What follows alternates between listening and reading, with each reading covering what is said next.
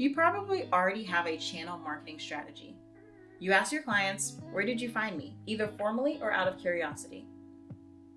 The channel you hear the most is the one you tend to spend most of your time on. Ask yourself, what more can I do? This is why your channel marketing strategy is really an investment plan. It's your chance to make your channel marketing strategy work harder for you. And this allows you to spend less time creating content or styling shoots that don't translate to a higher demand for your product. Let's start with some of the basics.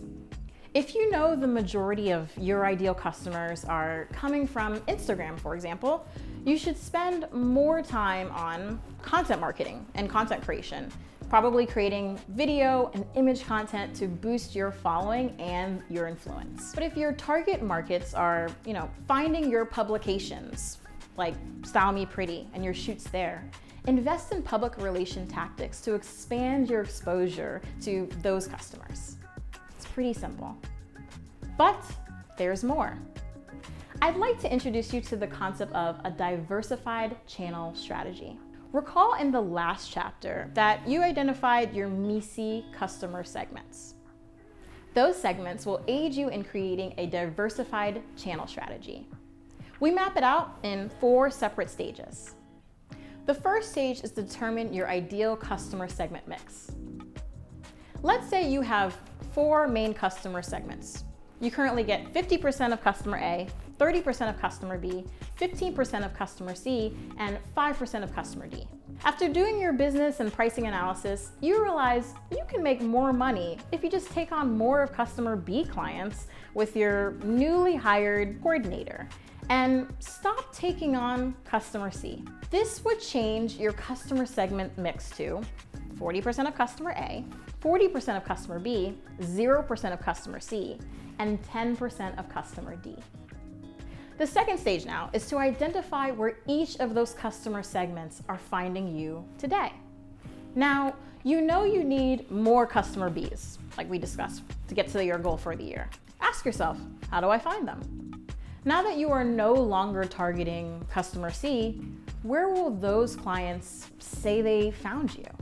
The third stage is to really examine your marketing activities for each channel. Now, let's say customer B finds you from referrals, whereas customer C found you from a social media channel like Facebook, for example.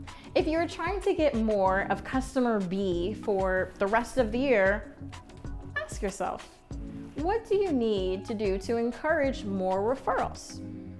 Should you launch a new referral program? Also, perhaps you probably should stop creating content on Facebook. You don't need the customer C channel anymore. The fourth and final stage is to execute and evaluate. Go ahead and launch your new diversified channel strategy and see how it's impacting your bottom line. Are you saving on costs? Are you getting less or more customers? If less, are you getting higher revenue per client? The last part of your channel marketing strategy is to consider the timing of your marketing activities within each funnel. There will likely be some channels more effective than others at different times. If Instagram is your core channel and you use that to acquire customers, plan for this increased cost.